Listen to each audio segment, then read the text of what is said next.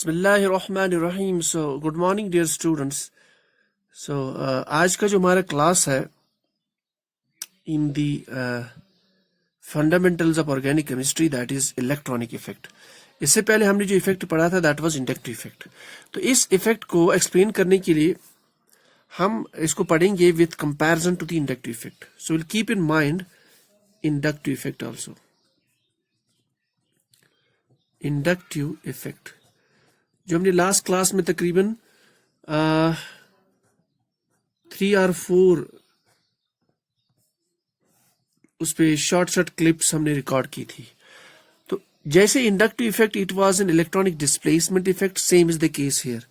तो electromeric effect is basically the displacement of electrons. एक bond में इलेक्ट्रॉन्स का डिस्प्लेस होना, डिस्प्लेसमेंट ऑफ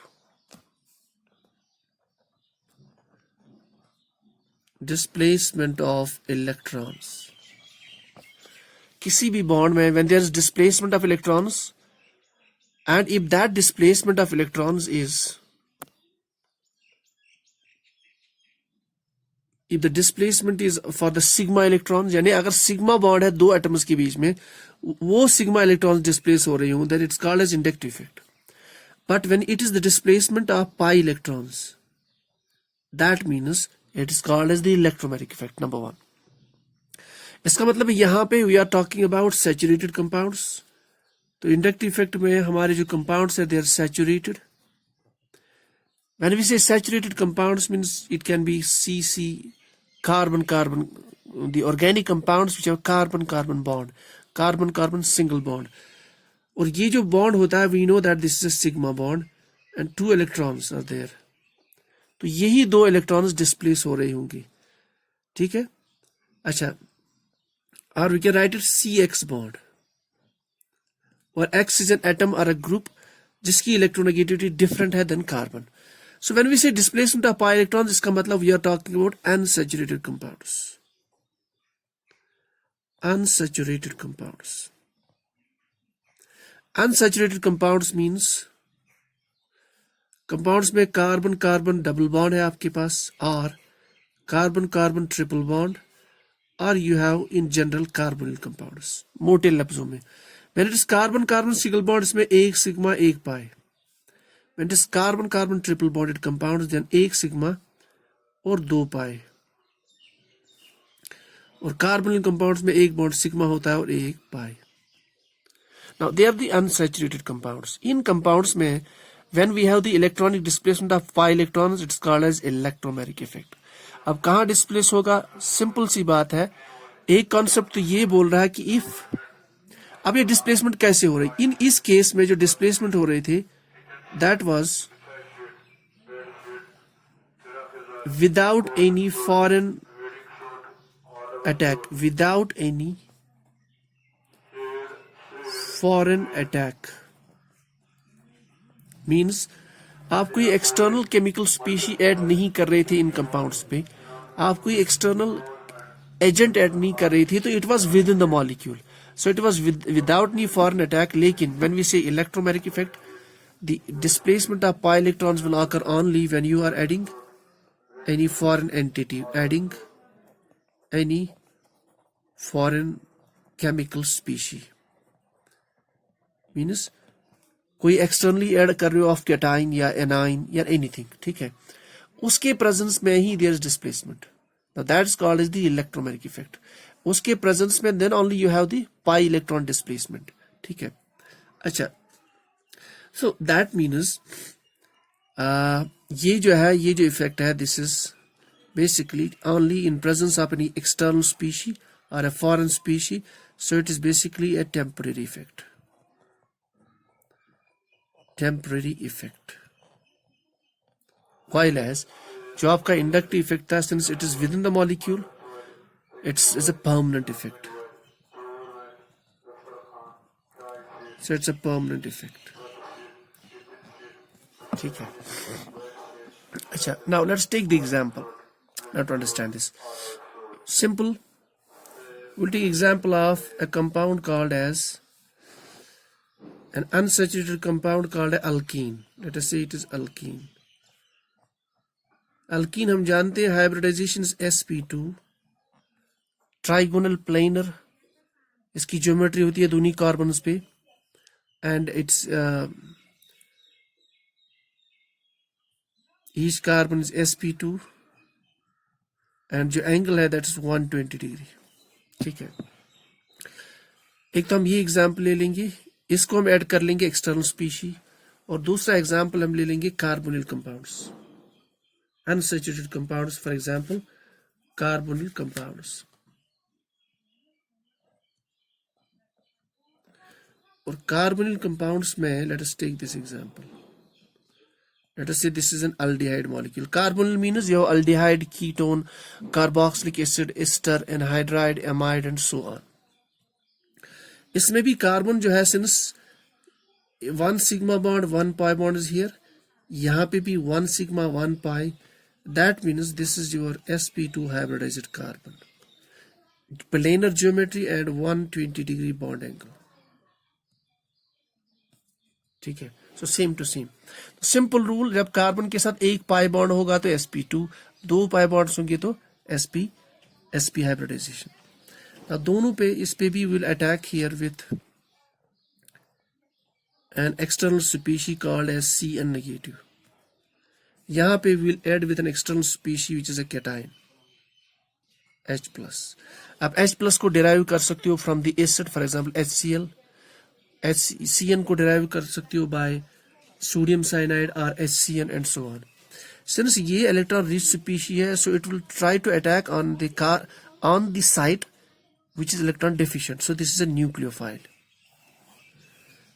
ये electron deficient, so this is electrophile. Electrophile it act as an electrophile, so this will act as a nucleophile. अब देखिए दोनों carbon एक जैसे हैं, this is a pi bond, a weaker bond than sigma bond, तो in presence of H+, this will get displaced towards one of the carbons. Let us see this carbon.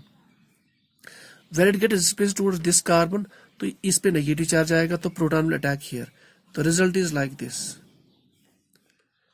तो हमें बन जाएगा CH and H and H। ठीक है, let us C plus. फिर H के साथ फॉर एग्जांपल अगर ये H डिराइव्ड है फ्रॉम HCl, अगर आपने HCl ऐड किया है तो Cl नेगेटिव फिर यहां बैठ जाएगा। Otherwise this is our point of discussion that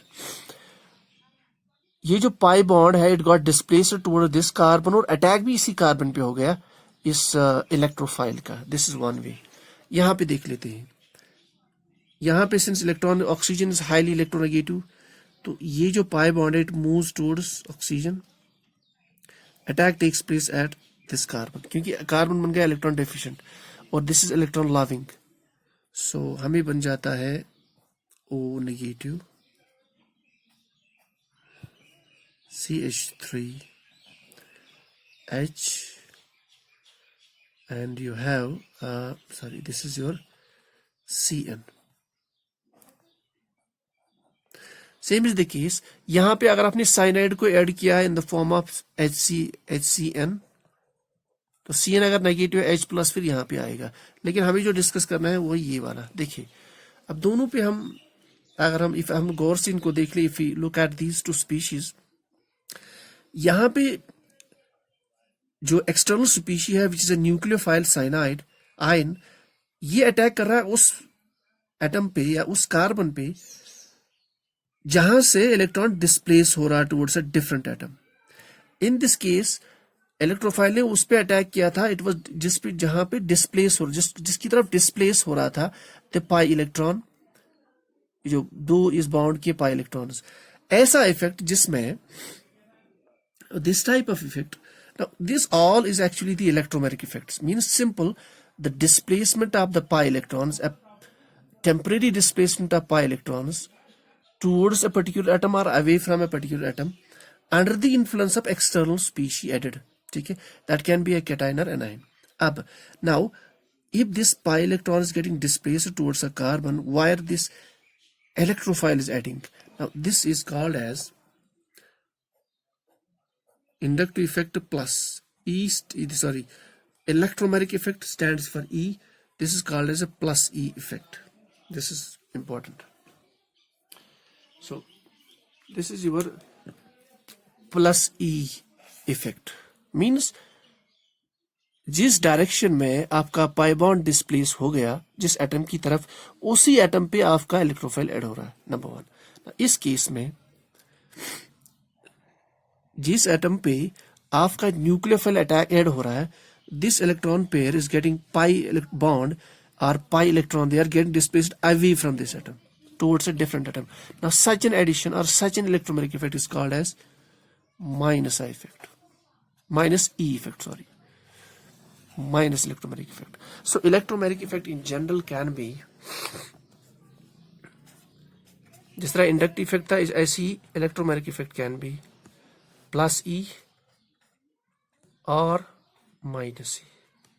The same is the case, inductive effect can be, हमने ऑलरेडी डिस्कस किया, it is either plus I और माइनस I. सो ये दो इंपॉर्टेंट इफेक्ट्स है. Not to when we go to the higher steps पे हम जाते हैं, जैसे केमिकल रिएक्शंस, मैकेनिज्म, तो वहां पे ये चीजें बहुत इंपॉर्टेंट है. So electromagnetic effect, it involves the displacement of pi electrons under the influence of foreign species. Then it can be minus I plus I. And inductive effect means a permanent displacement of sigma electrons. It's a permanent effect. It can be plus I or minus I. Electromagnetic effect can be minus E plus E. So ये तो हो गई basic things about electromagnetic effect. अब जो last point इसमें है, देखिए ये बहुत important है. Okay. अब देखिए इस केस में, इन दोनों केसों में ये जो पाई बॉन्ड है, ये जो पाई इलेक्ट्रॉन्स है, इसमें एक electron that was belonging to the carbon, one to the oxygen, this is getting completely transferred from the orbital of carbon to the orbital of oxygen. यानी दोनों इलेक्ट्रॉन्स जाते हैं ऑक्सीजन के पास. यानी यहाँ पे in case of electromagnetic effect जो pi electrons है, they are completely leaving the atoms of one orbital and they are completely now entering into the atoms of the other, this is the orbitals of the other atom. Same is the case here. लेकिन sigma में ऐसा नहीं था. If you remember, sigma case में ये जो sigma electrons है, they were partially getting displaced towards a highly electronegative atom or a group. यहाँ पे इलेक्ट्रॉन्स, वो ये जो इलेक्ट्रॉन था, ये कार्बन के ऑर्बिटल्स को लीव नहीं कर रहा था. But in this case, यहाँ पे electron, they are completely leaving the orbitals of carbon into the orbitals of this atom. While as in case of your inductive effect, electrons were not leaving any of the orbitals. They were just getting partially displaced towards the highly electronegative atom or a group. तो ये बहुत important चीज है. So this is all about the basics, जिसमें already question आता है, चाहे आपका नीट एग्जाम हो या कोई भी कॉम्पिटिटिव एग्जाम हो या थ्योरी एग्जाम हो. These are the points जहाँ पे क्वेश्चन आता है. I hope you understood that this is all about the electromagnetic effect. तो नेक्स्ट क्लास में we'll shift to the resonance effect.